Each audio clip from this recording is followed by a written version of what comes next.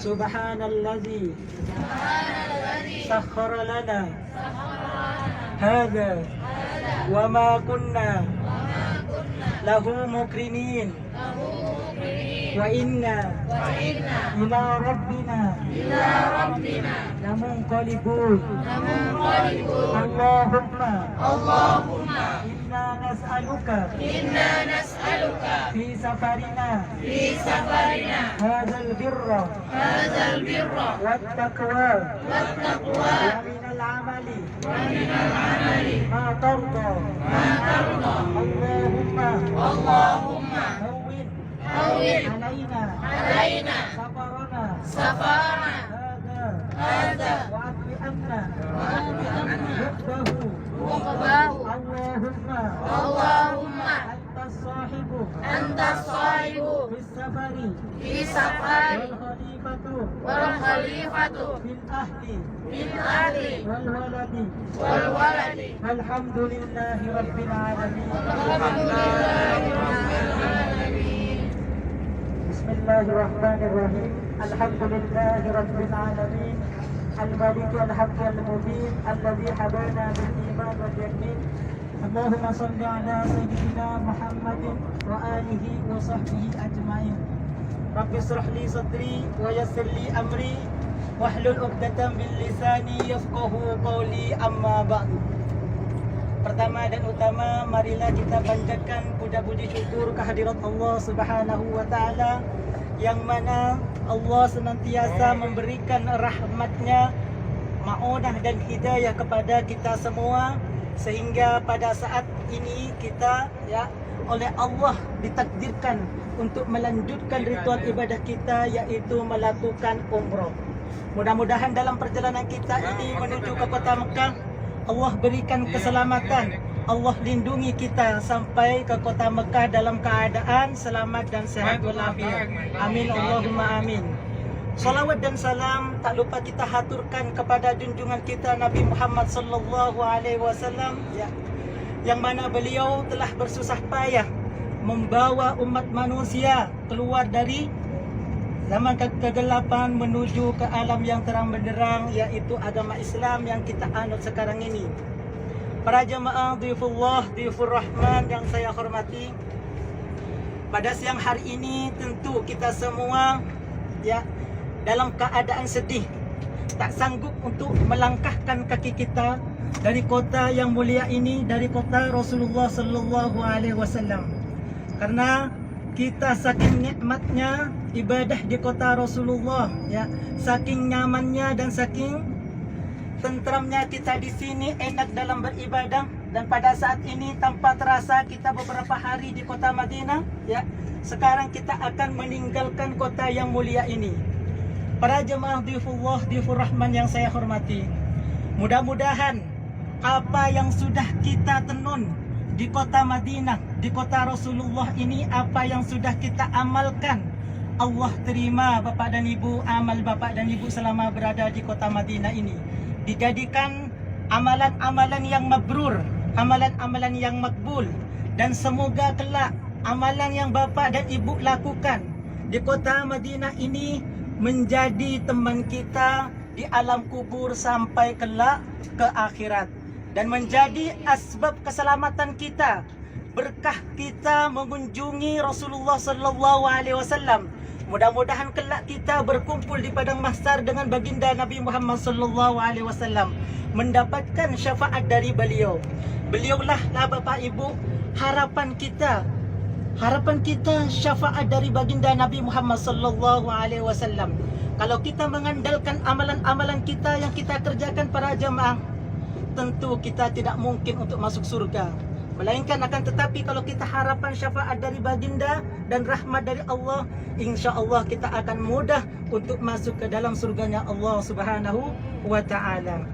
Para jamaah yang saya hormati, sebelum kita melangkah lebih jauh dari kota yang mulia ini, sebelum keluar kita dari tanah haram, dari kota Rasulullah, marilah kita sejenak bersolawat kepada Rasulullah sallallahu alaihi wasallam, dan dilanjutkan untuk membaca doa pamit dari kota Rasulullah sallallahu alaihi wasallam. Sallallahu ala Muhammad sallallahu alaihi wasallam. Sallallahu ala Muhammad sallallahu alaihi wasallam.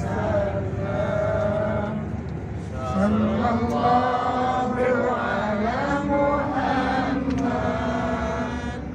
sallallahu alaihi wasallam. Sallallahu ala Muhammad sallallahu alaihi wasallam. Sallallahu ala Muhammad sallallahu alaihi wasallam.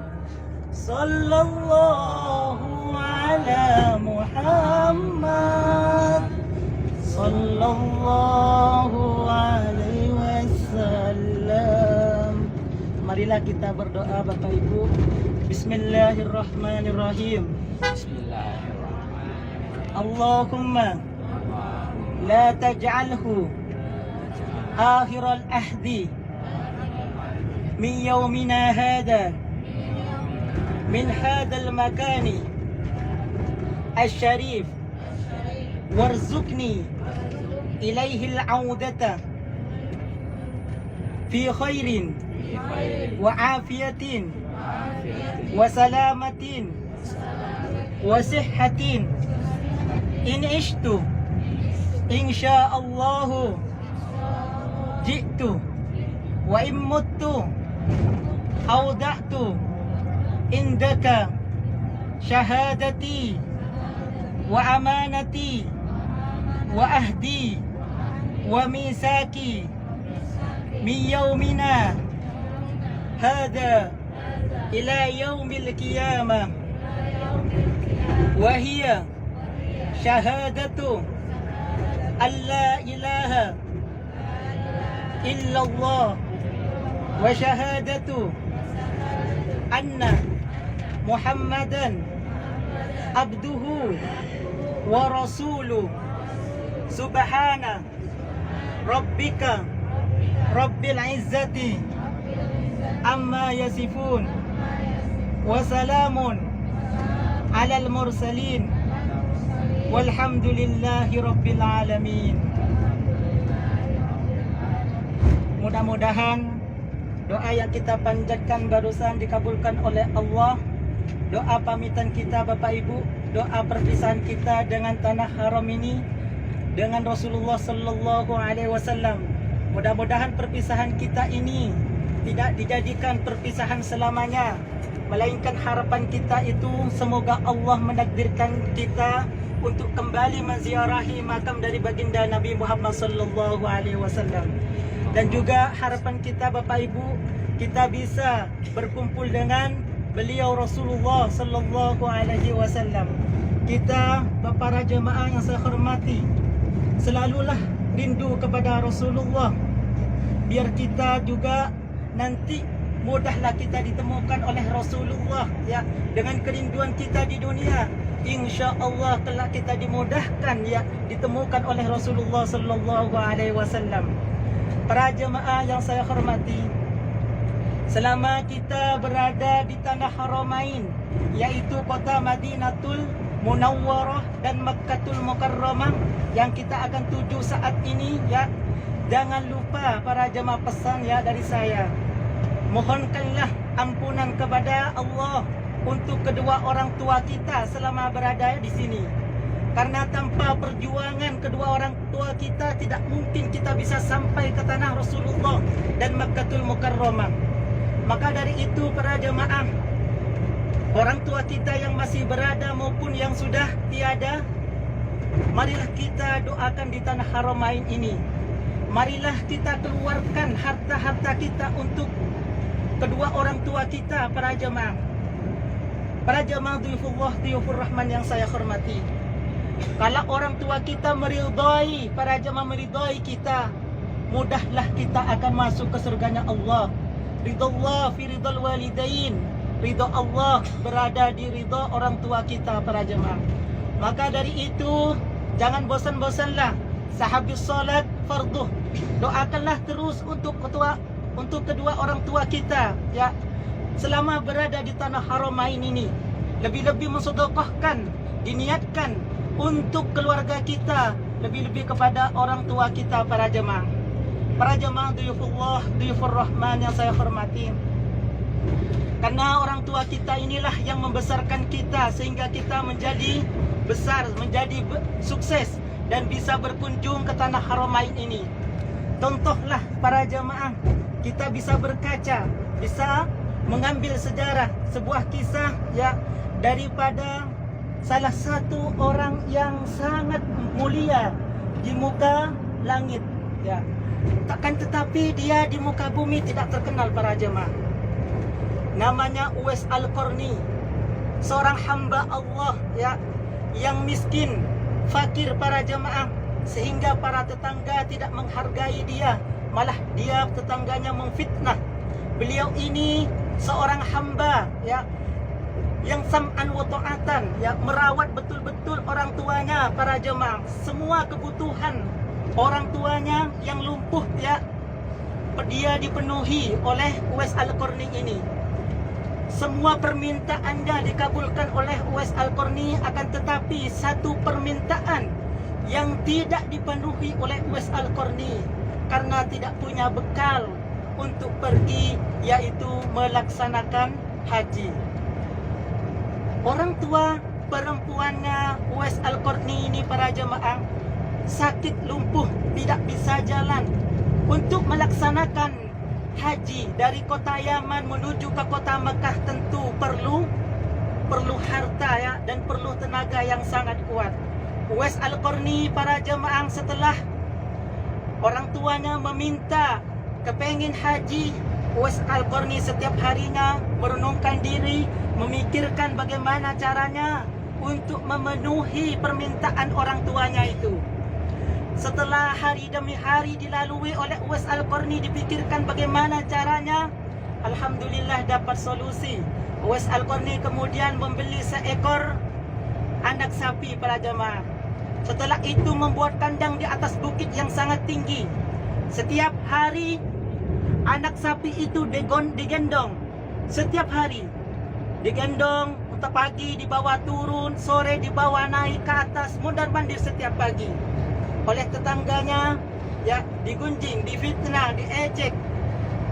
Bahwasannya Uwais Al-Qarni ini, para jemaah, orang yang gila, kata tetangganya. Akan tetapi tidak dihiraukan. Kenapa? Karena ejekan kayak gitu membuat Uwais Al-Qarni ini tambah semangat, para jemaah. Jadi setiap hari begitu sampai mendekati bulan haji. 8 bulan dilakukan oleh Uwais Al-Qarni, ya. Setelah 8 bulan, para jemaah, ketahui hilang. Uwais Al-Qarni badannya tambah kuat, ya. Terus kemudian sapi yang dia rawat sudah membesar. Sapinya dijual buat bekal untuk pergi ke kota Mekah melaksanakan haji bersama orang tuanya. Dan Uwais Al-Qarni sudah mulai kuat, punya tenaga, karena setiap harinya dia sudah berlatih menggendong sapi itu. Setelah hari H, para jemaah, Uwais Al-Qarni bersama ibunya, ya, pergi ke kota Mekah, yaitu dengan jalan kaki dari kota Yaman menuju kota Mekah dengan menggendong orang tuanya, para jemaah. Itulah kebaktian seorang hamba yang sangat mulia, yang berbakti kepada orang tuanya. Setelah sampai di kota yang mulia di Makkatul Mukarramah, para jemaah, Uwais Al-Qarni ini berdoa kepada Allah, memohonkan ampunan kedua orang tuanya, terlebih ibunya yang digendong dari kota Yaman menuju ke Baitullah. Setelah mendengar anaknya memohonkan ampunan untuk ibunya, ibunya berkata kepada Uwais, "Wahai anakku, terus bagaimana dengan dosamu?" Uwais menjawab, "Wahai ibuku, Dengan terampuninya dosa-dosamu, engkau masuk surga. Dengan engkau masuk surga, engkau meridhoiku, itu lebih mudahlah aku akan masuk surga. Yaitulah ridullah fi ridul walidain. Maka dari itu bisa kita ambil pelajaran hikmah dari sejarah atau dari kisah dari Uwais Al-Qarni ini para jemaah.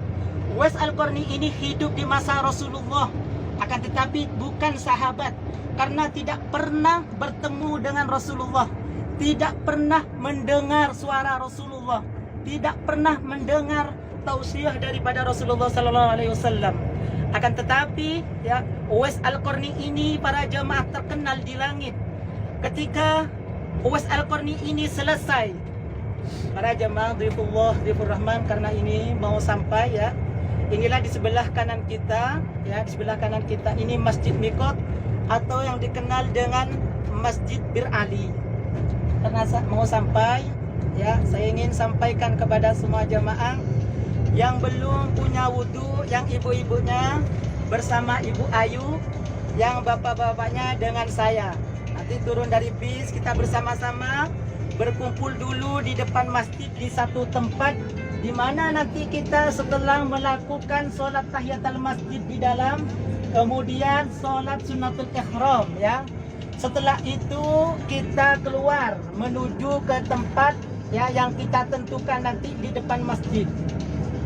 Setelah dari tempat berkumpulnya kita menuju ke bis bersama-sama ya, untuk melafazkan niatnya kita bersama-sama di dalam bis.